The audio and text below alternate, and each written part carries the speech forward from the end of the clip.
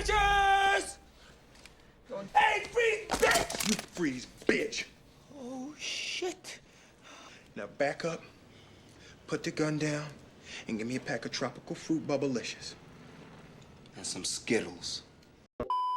Released on April 7th, 1995, and directed by Michael Bay, Bad Boys showcased the cocky and smooth detective Mike, played by Will Smith, and the hysterically serious and opinionated Marcus, played by Martin Lawrence, and combined them to make this very entertaining action flick. And if you want to find out how, come with me and let's hop into this recap.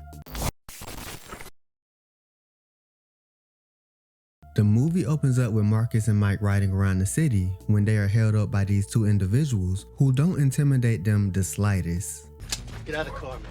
Shit. The fuck? Damn. What do you win? $350? I bet you a big Popeye chicken eating motherfucker, ain't you?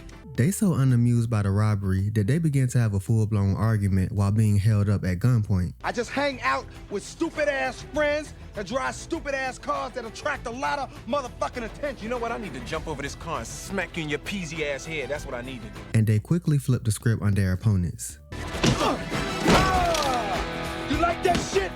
Wesley Snipes, passenger 57. Now we're inside the truck of some criminals when out of nowhere, one of the members shoots the decoy officer out of the truck in order to stall the police while they move forward with their plans of stealing drugs. We're inside. Clear. We're in.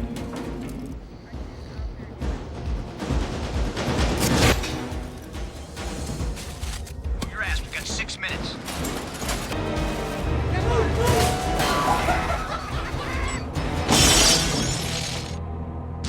Now we see Marcus waking up from a night of rest. He goes to eat some breakfast with his family when Mike enters and they receive a call from their boss who seems to be very pissed off. I think you mean to say get our asses down there, please, Captain. They enter the police station and we find out that the reason that the boss is so mad is because that the place that the drugs were stolen from was the police station, and the investigator believes that it may have been an inside job. We're gonna get the dope back before that ever happens. Good. Why don't you start by looking right here, because this had to have been an inside job. Marcus and Mike are now looking for any information that they can regarding the stolen drugs. Mike goes to one of his friends, Max, to see if she could be of any help. They get a lead from one of the workers named Francine. They head to Eddie's house, and after realizing that he isn't there, they break into it and smell something a little strange. You fought? No, man. Dead guy. Oh my goodness. Listen. You smell that shit? They go into the office and surprise, surprise, they find a dead body. But they're only able to do a little snooping because Marcus almost passes out.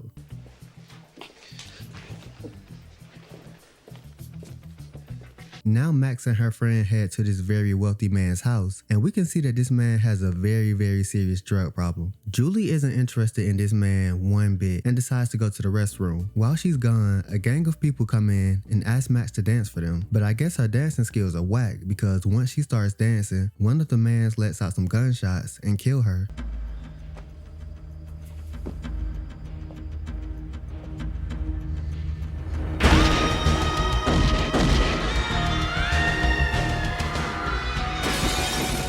And after that, they begin to kill the man. Julie oversees the murders and someone hears her and they begin shooting at her. They chase her all the way to the top of the building where she jumps off and gets away, but her getting away won't stop the gang from hunting her because the guy says this. Find out who she works for and find out where she lives. Marcus, Mike, and the rest of the crew head to the crime scene where Mike finds out that his friend Max was one of the victims. They also find out that there was another person there who the boss orders them to look for. All right, listen to me. Your only function in life right now is to find that person. You find her. It's the only good lead we got all day. Mike, who is clearly emotional about losing his friend, chooses to head to her place alone to find some clues. He instead finds himself being thrown out of a window by an unidentified man.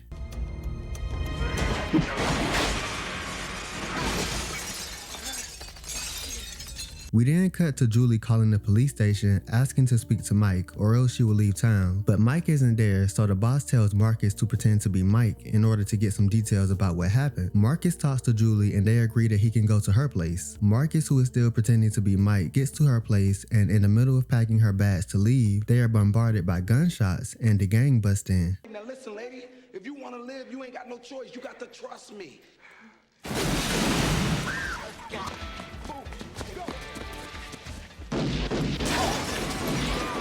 They manage to get out without a scratch, and Marcus takes her to Mike's place, where he drops her off. It's now the next day, and Mike pulls up to the police station with an ice pack for his injury that he received from the window incident. And it seems as though he didn't make a stop at home on his way there, because he is shocked to find out that Marcus let Julie and her dog spend the night at his house. So where's the girl now?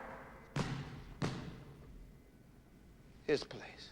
What? Boss Man comes up with the plan to have Marcus continue to be Mike and Mike stay at Marcus's house so that they can get information from Julie. Marcus lies and tells his wife that he will be going undercover in Cleveland, and as you would expect, his wife doesn't take this too lightly. We then cut to Marcus, who is still under disguise as Mike, looking over photos to find the man who pulled the trigger, and Julie quickly remembers his face. We find out that the man's name is Noah. Now Marcus and Mike head to a nightclub to find Noah. They split up, and you already know you're never supposed to split up because that's when craziness happens. And sure enough, some craziness happens when Marcus is attacked in the bathroom.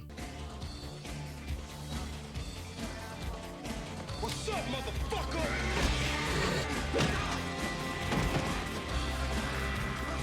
Tell me what to do, this jerk off!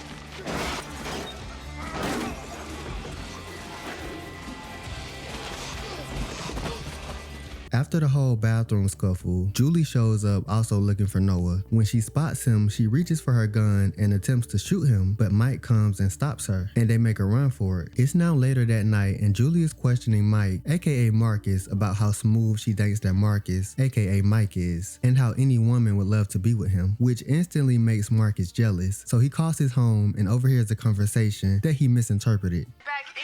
I cannot believe you took it out! Come on, Marcus will kill us if he finds out. Give it to me.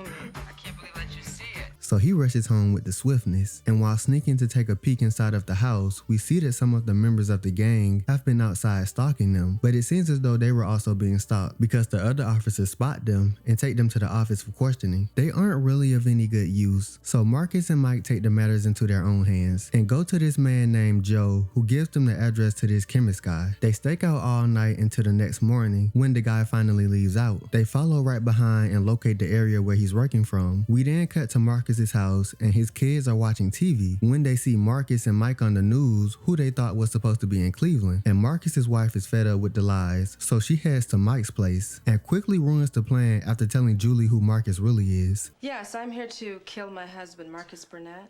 And that'd be the tall one or the short one? The short one. While Marcus is trying to explain to his wife what's happening, Julie leaves and Mike follows her. While walking out, Julie spots Noah and his crew. And if you thought things were getting ugly before, just watch this. Julie, get down! No!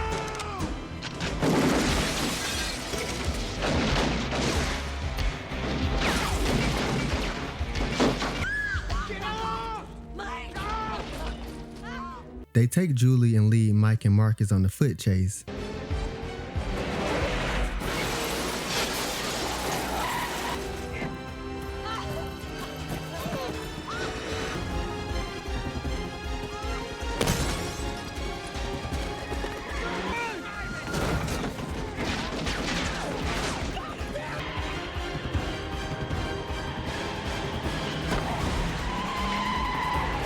Now with Julie in their custody, Noah calls the office and says that he shot the chemist and will shoot Julie next. So they call in a favor from an inmate to help hack some files that they can't get access to. And when they finally get access to the files, they find out that one of the criminals was in a relationship with one of the workers named Francine. She says this. And my ex-boyfriend Eddie and this French guy, they took some really horrible pictures of me, and they said that they would put them up on the bulletin board of my kid's school unless I gave them a lot of narcotics information. And now with this new information, Marcus and Mike get some backup and go to where Noah is to get Julie, and we get this airport fight scene.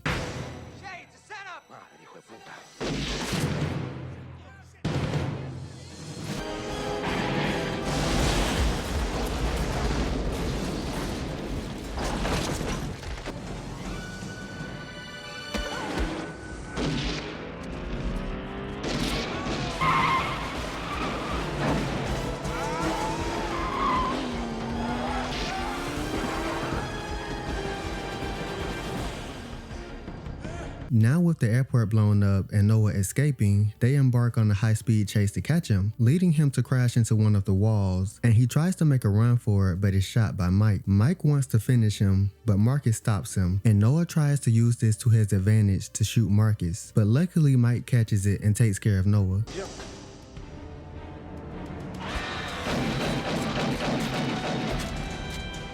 The movie ends with Mike telling Marcus that he loves him, and Marcus going to his wife. I love you too, man. Don't me looking at me, I said, yeah, I love you. I said that shit. Bad Boys was definitely action-packed. I've said on other videos that I love movies that split the action and dialogue 50-50 because it really keeps my interest. So that explains why I enjoyed it so much. And with Michael Bay being the director, of course there was non-stop explosions, which I also enjoyed. I also loved the pair of Martin Lawrence and Will Smith. They had me laughing a lot. It was never a dull moment. I'm about to head out, but before I do so, I want to give out an award for Best Explosion. Michael Bay loves his explosions, and so do I. And for this award, I want to give it to the airport explosion scene. You forgot your boarding pass.